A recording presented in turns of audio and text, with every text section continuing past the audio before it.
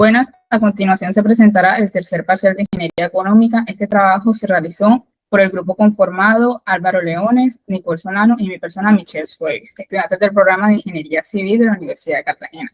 El parcial como tal se dividió en dos partes. Una primera sección teórica que aborda conceptos relacionados con la política monetaria. La segunda parte, cálculo, desarrolla la evaluación económica y financiera de un sistema de bombeo para un proyecto de acueducto y alcantarillado. A continuación se presenta la parte teórica en respuesta a las preguntas solicitadas. Investigación sobre el funcionamiento del sistema monetario actual, la política en emisión física de dinero y emisión monetaria del Banco de la República de Colombia. La primera pregunta, que hace referencia a cuáles son las funciones del Banco de la República de Colombia, las cuales son emitir billetes y monedas de circulación nacional, diseñar y ejecutar la política monetaria, aparte como tal, actuar como banco de los bancos, proporcionando como tal liquidez del sistema financiero cuando se necesite, administrar las reservas internacionales del país, mantener la estabilidad de los precios, es decir, controlar la inflación, aparte también servir como banquero y agente fiscal del gobierno nacional dentro de los límites establecidos por la ley, y por último, proveer un buen funcionamiento del sistema de pagos. La segunda pregunta, que consta de qué diferencia hay entre imprimir billetes y aumentar la liquidez de la economía. Puntualmente, imprimir billetes como tal es fabricar dinero físico en papel. Y en diferencia con el aumentar la liquidez, como tal es hacer que haya más dinero disponible en el sistema, ya sea digital o físico, para gastar o prestar, lo cual se puede generar sin imprimir un solo billete. Por ejemplo, bajando los encajes a los bancos. La tercera pregunta, que consta de ¿por qué el Banco de la República no puede financiar libremente al gobierno mediante emisión monetaria? Esto se debe debido a que la ley constitucional se requiere de la aprobación unánime de una junta directiva. Es decir, si el banco emitiera dinero sin control para pagar el gasto público, causaría como tal una pérdida drástica del valor del peso e hiperinflación. La cuarta pregunta, que hace referencia a qué significa que Colombia tenga un régimen de inflación objetivo.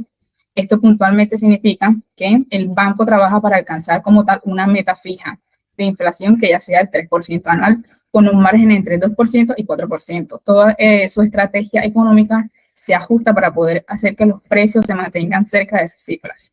Lo que consta a continuación de la quinta pregunta es cómo se transfiere una subida de la tasa de cómo se transmite una subida de la tasa de intervención al crédito y al consumo. Esto como tal va respecto a que el Banco de la República puntualmente sube las tasas de los bancos comerciales, lo que da como consecuencia que los bancos comerciales te suben los intereses de tus créditos y las tarjetas.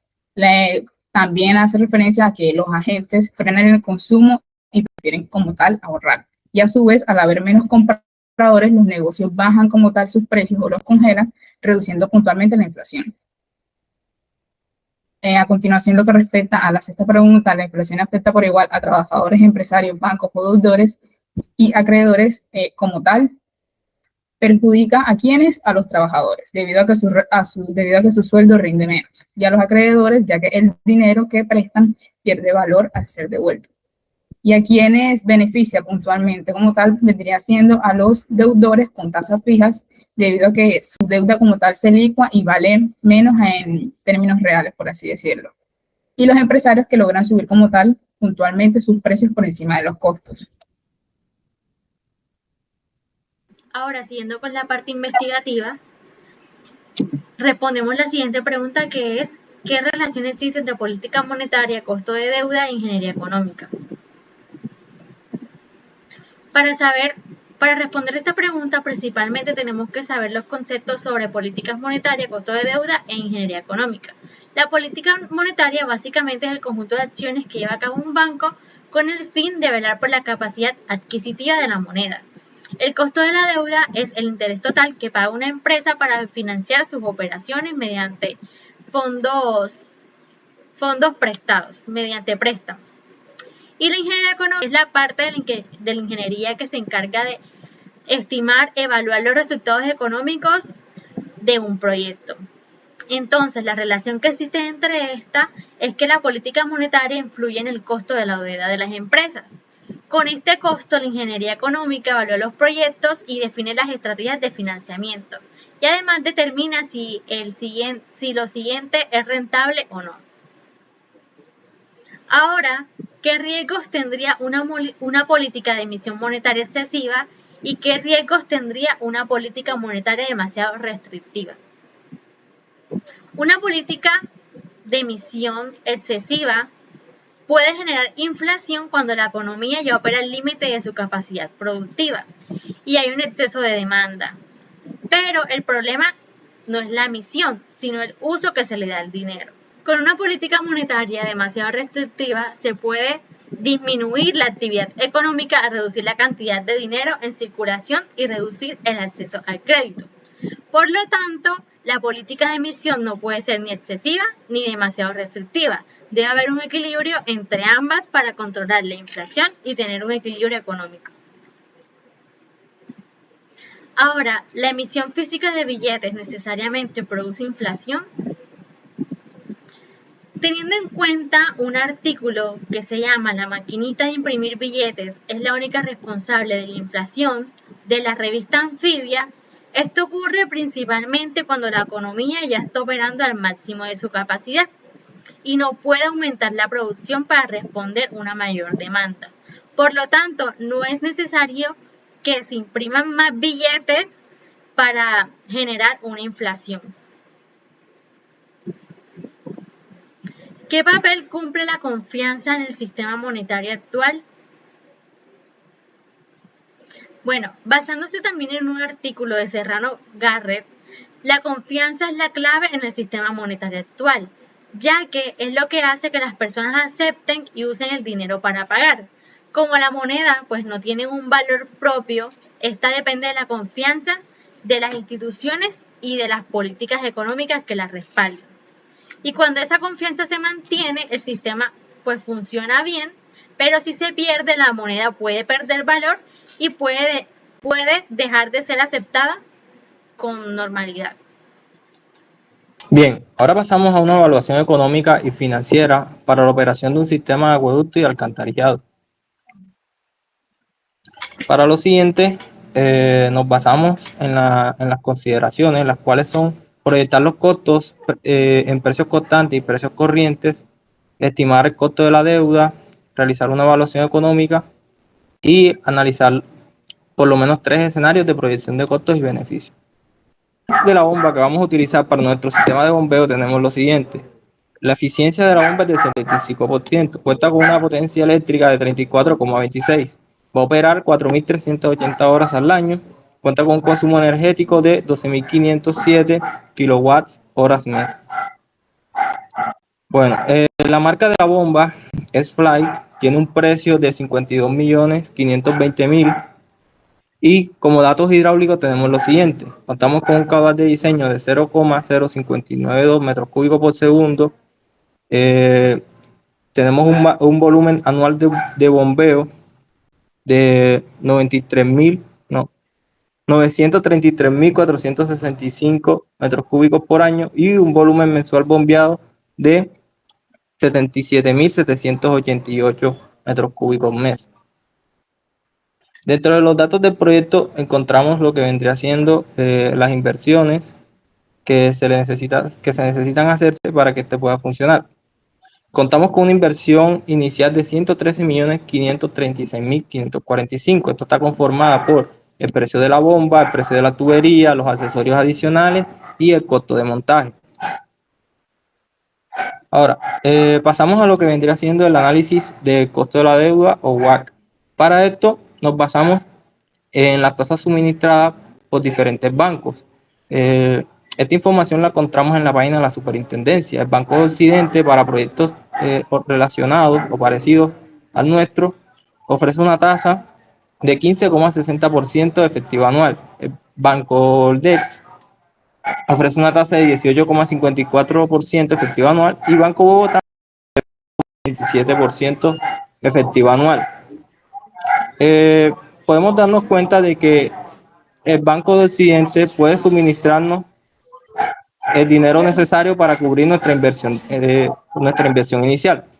Por lo tanto, no es necesario tomar en cuenta el monto de los créditos desembolsados por los otros bancos. Además de esto, de que el Banco de Occidente nos ofrece la tasa de descuento más baja, y a realizar el análisis de costo de la deuda a través de los flujos de caja, podemos darnos cuenta que contamos con un KD post-tax de 10,45% efectivo anual, que es la más baja de los tres bancos analizados.